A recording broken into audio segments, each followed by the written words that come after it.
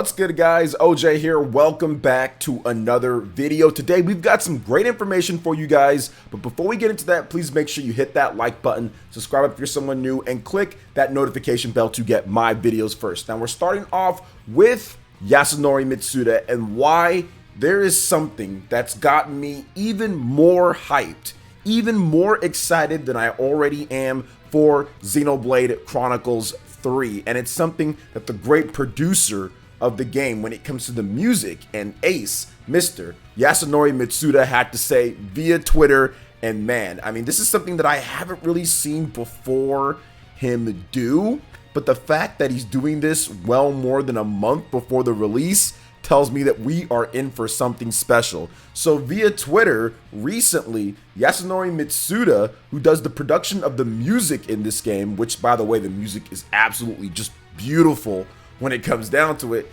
he said this on Twitter: "Thanks everyone, double exclamation mark, and please look forward to Xenoblade 3 as it really is a great story." So the fact that he is hyping up the story in the game, which is going to be something that, in my opinion, I've talked about this before. I put out a tweet saying that Xenoblade might not be perfect, because it's not. There's some issues across every single game in the series. It's not perfect, but what it does to me that's peak or the best or one of the best in the industry is that it melds everything together.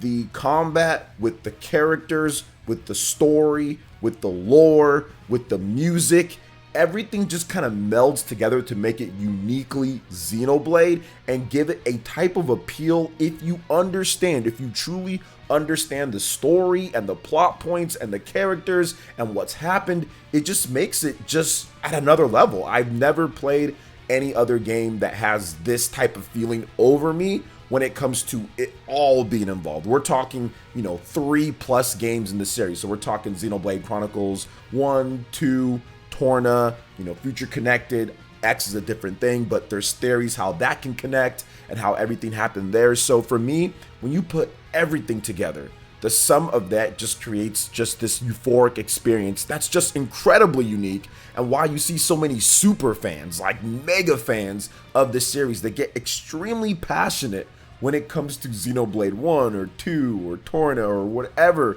they're playing when it comes to Xeno. But the lore videos and everything that goes into it is just exquisite. So I think that him saying this so far ahead of time just tells me, like, goodness gracious, we are in for something. And it probably states that they're completely done with the music and the soundtrack and everything, or the game has went gold, or it's pretty much completed. Otherwise, there's no reason for him to just kind of just say this. Something happened. So he finished up everything. Everything's done. It's probably being sent off to be printed onto the cartridges at this point. And he's basically saying, my work here is done. Now we just sit back and collect all the awards that we're going to get, probably in Japan only, not here in the US, for this game having just an incredible soundtrack. So I think that's what's going on right here at this point. Now, the hype for this game, it just seems different. Nintendo is pushing this game harder than they even pushed with Xenoblade Chronicles 2, which makes complete sense if you look at the games, if you look at what Xenoblade 2 was, and the fact that it was made by the sub team and like 40 to 50 people with outsourced work. And then you look at Xenoblade Chronicles 3, which is a big Takahashi team, one game, completely new ideas, completely innovative for the Xenoblade series, putting in 7 characters at a time, all fighting on screen, having the hero system or the Xenoblade Chronicles X system, having somewhat organic looking mechs where you can transform. You still have the chain attacks. You have all these different things taken from the variety of Xenoblade games and all put together. And we don't even know everything with this game when it comes down to it. There's still more that they probably have to talk about. So to me, I think that it makes complete sense that this game is being pushed harder and even having better, I would just say, set pieces, better points to bring up. They are marking it better instead of just like, here's a rare blade, here's a rare blade, here's a rare blade, which was the marketing for Xenoblade 2 when it comes to Monolith Soft and just showing off some little clips. This time they're actually showing off like the story and the cutscenes and the characters, just little snippets here and there to get you involved with these characters, which I'm sure they did a little bit of that in Xenoblade 2, but they focus so much on rare blades, and this time it's not the case. They're focusing on the characters and the story and the bond between these two enemies or former enemies fighting together and being on the run. The theme is just much better. So I do like the fact that that's the case with this game. Now, the date was moved up, and we can kind of speculate on all reasons why it was moved up and kind of what happened there, but I feel that the date was probably moved up not only because maybe Splatoon maybe needed a little bit more time, but also because I think that you give Xenoblade Chronicles 3 a much better chance to sell if it's not at this point than if it's later in September and it's closer to some of the other bigger games that are coming out. Now, I still think Xenoblade 3 would have sold regardless, but I think that now that you put it in the beginning-ish of summer or so, or right there in the middle of summer, that gives it such a better time for people to say, okay, I will try this out. I will try this out. And you kind of separate it from some of the other bigger titles that are coming in that true second half or third or, you know, fallish type of quarter. So to me, I think that it was a fantastic move, and it's definitely going to be more of a focal point for Nintendo, and it's going to do better the fact that they moved it up just a bit. At least day one sales might be better now at this point than if it came out later. So that's definitely a good thing. And of course, the last thing that I want to just discuss just briefly is like the combining of the stories, which I touched on. The fact that they're combining the characters from 1 and 2, you're seeing some of the stuff there, and what happens is just incredible. I think that it really kind of puts everything together for Xenoblade fans that have been playing this series for the past decade. It really does put everything together, and it makes things special.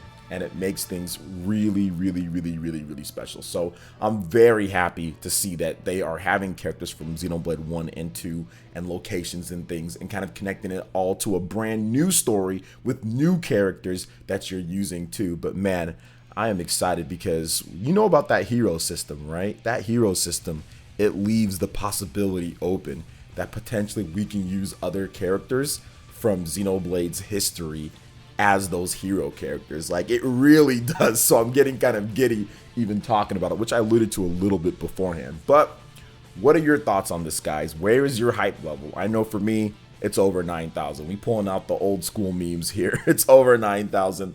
Let me know what you think in the comment section below. All right, let's move on to the next topic here, guys, and that is Xenoblade Chronicles 3 Special Edition pre-orders update, and also just a little bit of a discussion. Now, I'm not going to spend too much time on this one because we already talked about it a little bit, but as I was editing my previous video, Nintendo put out an update, and all I could do was just put a little, you know, cutout of what Nintendo had to say, but I wanted to go over it and kind of put out some ideas that I think that Nintendo is going to do here based off of what Nintendo said.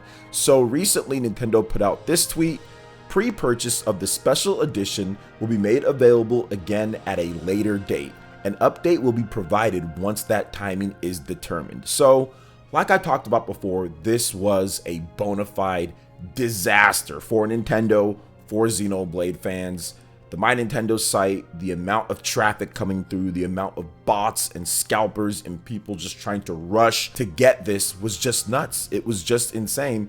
And Nintendo definitely didn't plan well enough for this. I think that they planned and felt that they had a good strategy, but I think in the back of their mind, they knew that there was probably going to be some issues, because there's just issues with this in general. The fact that it's shipping in two type of pieces, right? There's one coming down at this point in July, then another one coming later. When it comes to the shipment of what you get, it's already discombobulated. It's already not cohesive because of the moving of the release date. And because of that, you're going to have even more issues, as you didn't plan for it originally to be available at the time that you're putting it. So it just puts a stress and a bind on everyone associated with it. So I think that was the major problem with this. But I do feel that Nintendo might be rethinking making it a My Nintendo exclusive, or they're going to spend time significantly upping the production of the special edition to the point to where it will be available well after the launch of the game.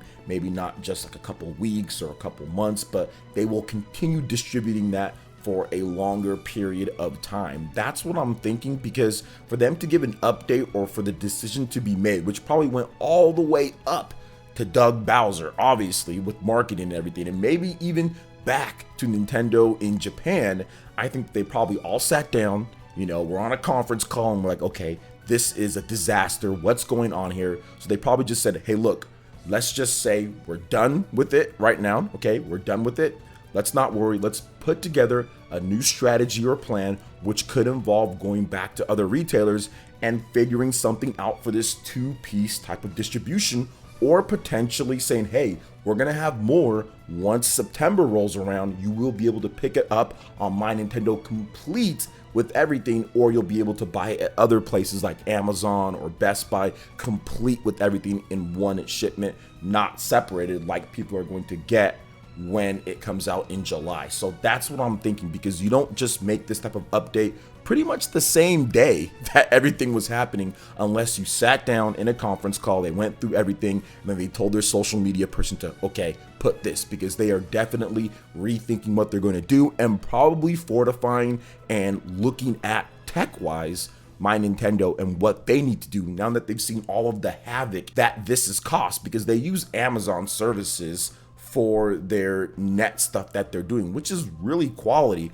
But the fact that this happened, they have to relook at that. They have to relook at a number of things and make sure something like this doesn't happen again. But I also think that it was a valuable lesson that My Nintendo still definitely needs some work as well, because it got bodied. Like, it got absolutely bodied by this. But I do think that part of that, which I alluded to just a little bit, was the scalpers as well. I mean, Xenoblade Chronicles 2 Special Edition is going for $500+. So yeah, they were looking to get multiple copies of that and to make thousands of dollars off of this special edition. You've seen some listings pop up, but not as many as you would have thought would have popped up, because not as many people were able to cheat the system and get it. So good and bad, mainly bad though for fans, as many fans weren't able to get it. So they need to think this one out. They need to replan their strategy, and there's definitely some blame to go around across the board. But unfortunately, that's what happens when you move up the release date and you're shipping in two pieces and you have all sorts of different types of moving parts with this type of story. I mean, it's just, like I said, a disaster. In my previous video, I'm saying it right now, but hopefully they've got some time. They can work this out, get back to it, and make sure that they do right by the fans out there. So we'll see how it ultimately ends up working out. But what do you guys think about this? Let me know in the comment section below. All right, guys, that wraps it up for this video here. Thank you so much for watching. I do appreciate it. Please make sure you hit that like button, subscribe if you're someone new, and click that notification bell to get my videos first. Thanks again for watching, and we'll catch you for the next video. Peace.